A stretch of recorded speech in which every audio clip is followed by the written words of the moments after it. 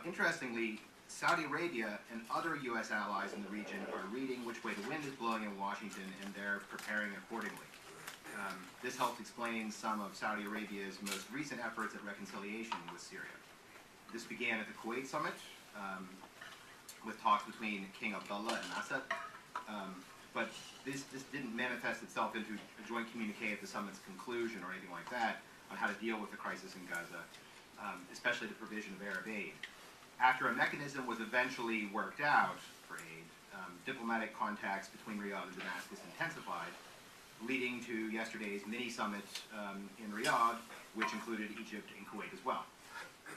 While the meeting certainly is a significant thaw in the frosty relations between Riyadh and Damascus, all eyes are now focused on the upcoming Arab Summit in Doha at the end of this month to see the results.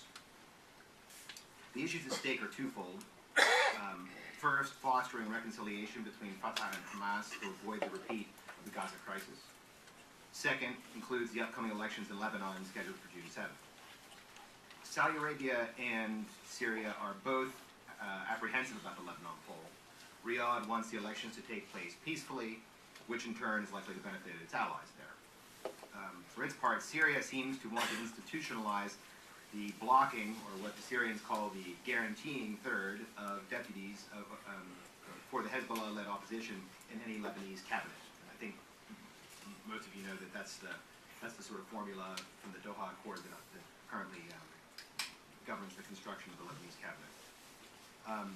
Now, in case there was any doubt about this, this came through loud and clear in President Assad's latest interview with El Khalij newspaper on March 10th.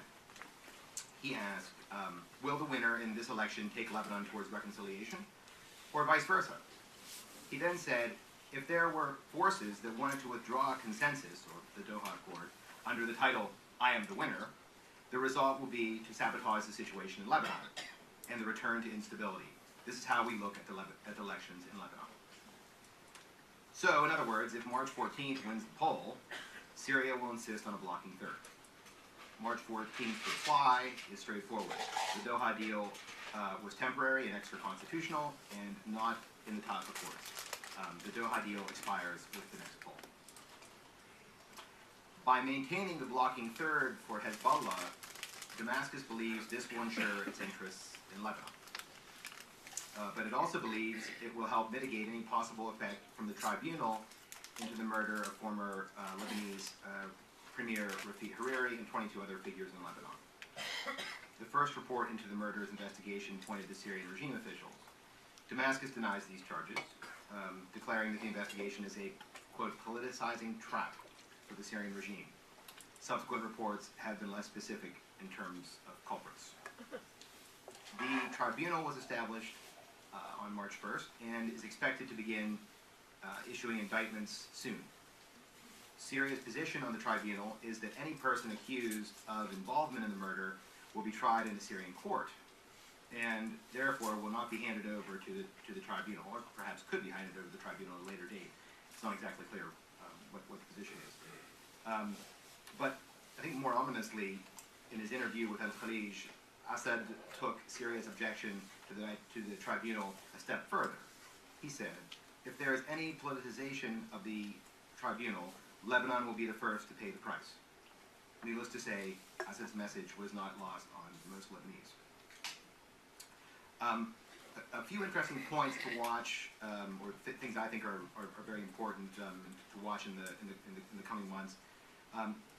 One concerns the issue of issuing a Syrian ambassador to Lebanon.